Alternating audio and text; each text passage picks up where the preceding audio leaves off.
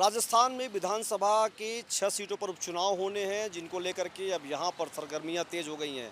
हमारे पीछे विधानसभा है। इस विधानसभा के बारे में कहा जाता है कि यहाँ पर 200 सीटों का जो आंकड़ा है वो कभी भी एक साथ पूरा नहीं हो पाता है। यहाँ पर उपचुनाव होते रहते हैं। पिछली बार गहलोत सरकार में भी 9 से अधिक उपचुनाव हुए थे। इस बार शुरुआत में ही अभी 6 सीटों उपचुनाव होने हैं। कहा जा रहा है जैसे बीजेपी की आज बैठक हो रही है, जहां बीजेपी के दौसा और देवली नियारा जाकर के उनके प्रभारियों ने बैठक की है। वहीं आज कांग्रेस के अध्यक्ष डोटासरा ने कार्यालय में खुद देवली नियारा विधानसभा सीट को लेकर के चर्चा की है। इसमें वहाँ के विधायक और सांसद जो अभी हरीश मीणा उन्हें बुलाया है, बैठक में शामिल रहे हैं, उनसे फीडबैक लिया गया है।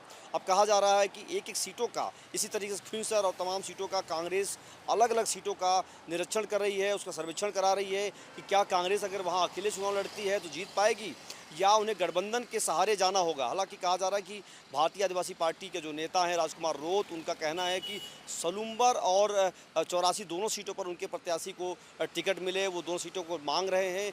बीजेपी सिर्फ 84 को अपने हिसाब से देख रही है, लेकिन कांग्रेस 84 पर चाहती है कि वो राजकुमार रोत की पार्टी लड़े, लेकिन वो सलूम्बर पे अपने प्रत्याशी को उतारना चाहती है। उसी तरीके से कांग्रेस अलग अलग सीटों पर अपने कमेटी बना रखी है। उनके सर्वेक्षण और उनके जो सर्वे आएंगे उसके आधार पर वो टिकट दिए जाएंगे। तमाम फीडबैक लिए जा रहे हैं, क्योंकि ये डोटासरा के लिए भी बड़ी चुनौती है। इसके बाद डोटासरा का कार्यकाल भी रहेगा या नहीं रहेगा, उस पर भी तय होगा। तमाम चीज़ें ऊपर से भी देखी जा रही हैं, लेकिन बीजेपी के पास इस बार उपचुनाव में जीतने की तमाम जो संभावनाएं हैं उस पर बीजेपी तलाश रही है। तो अभी चुनाव आयोग के हिसाब से माना जाए तो ये जो चुनाव हैं वो अक्टूबर के अंतिम में हो सकते हैं। हालांकि डेट नहीं आई है, लेकिन दोनों पार्टियां अपने अपने हिसाब से तैयारी कर रही हैं। हनुमान बेनीवाल की आरएलपी जो है वो भी एक सीट पर तैयारी कर रही है। उसी के साथ साथ बसपा, आम आदमी पार्टी, तमाम जो छोटे छोटे दल हैं जो यहाँ पर चुनाव लड़ते रहे हैं वो भी अपनी संभावनाओं को तलाश रहे हैं।